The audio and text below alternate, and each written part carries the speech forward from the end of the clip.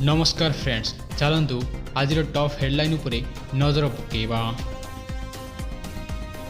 ओडिशा को नहीं स्वप्न देखाइले प्रधानमंत्री मोदी।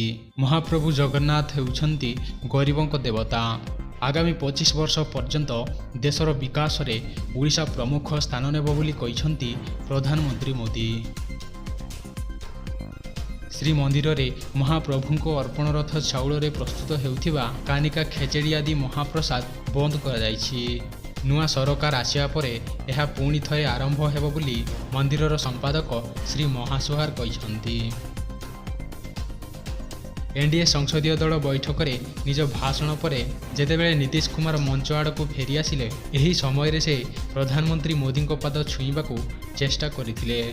नीतीश जेतेबेले तांको पाद छुईबाकू आगेइछंती सेतेबेले मोदी तांको दुई हाथ को धरि दैछंती ओ तांको सह बेस खुशीर सह हाथ मिलाइछंती। पुरी गस्तरे जाई श्रीमंदिर रे महाप्रभु को दर्शन सह आशीष लाभ करिछंती राज्यपाल 𝗃𝗶𝗹𝗯 दास।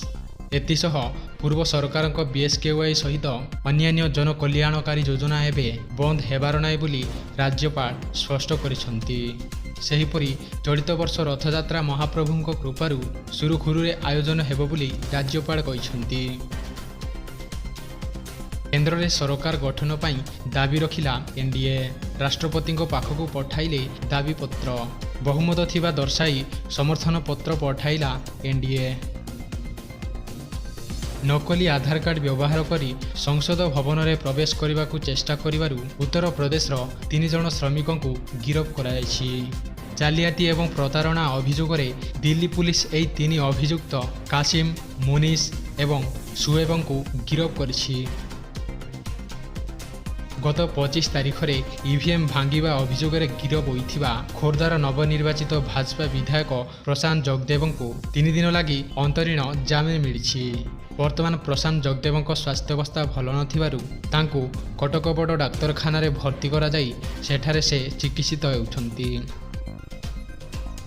प्रधानमंत्री नरेंद्र मोदी को घोषणा अनुजाई ओडिशार ओडिया पुओ किंबा झियो जून 10 तारिख में जनता मैदान रे प्राय 30,000 रु अधिक जनता गहण रे ओडिशार नुआ मुख्यमंत्री शपथ नेबे। किंतु मुख्यमंत्री किए हेबे ए पर्यंत जना पड़ी नाही।